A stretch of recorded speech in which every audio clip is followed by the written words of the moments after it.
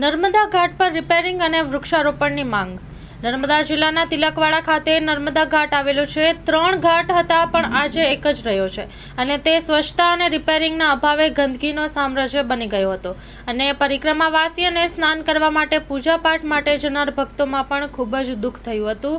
માન્યસ દ્વારા બતાવવામાં આવતા અને જાગૃત નાગરિકો અને બીજી ચેનલોમાં પણ અહેવાલ પ્રચારિત થતા અહેવાલના ભાગરૂપે સાફ સફાઈ તો થઈ પણ રિપેરિંગ અને કલરકામ અને વૃક્ષારોપણ થાય તેવી માંગ કરવામાં આવી છે।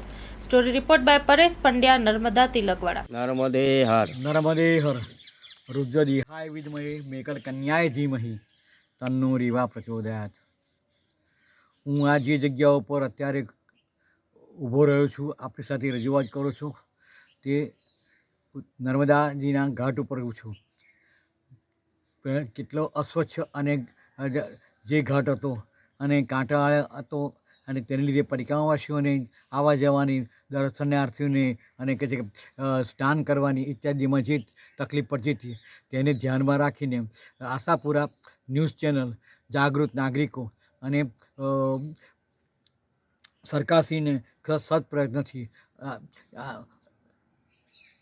નર્મદાજીનો આ જે ઘાટ છે તેને સ્વચ્છ કરવામાં આવ્યો તે આપણે જોઈ શકીએ છીએ।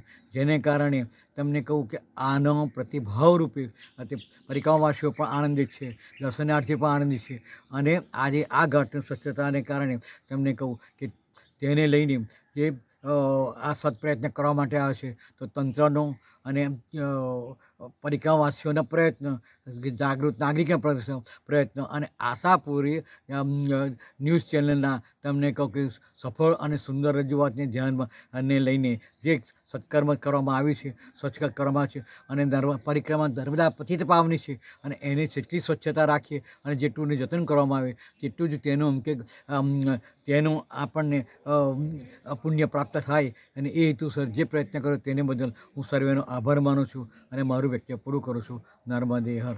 બધું મારે એવું કહેવું છે કે ઘાટ તો સ્વચ્છ થયો પરંતુ એની જે ખરેખર મરામત કરવી જોઈએ એ મરામત કરવાની એટલી જરૂરિયાત છે।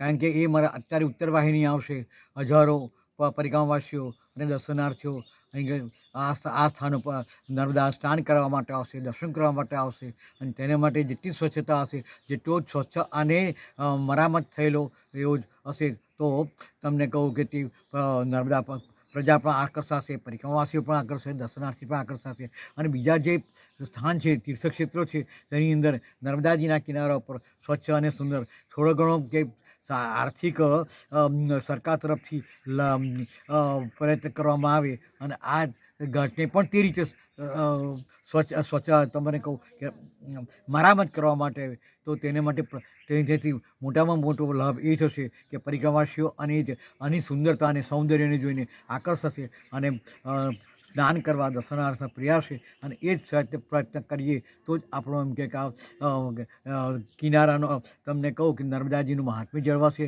અને ગામનું ગૌરવ જળવાશે। તથાસ્તુ। નમસ્કાર।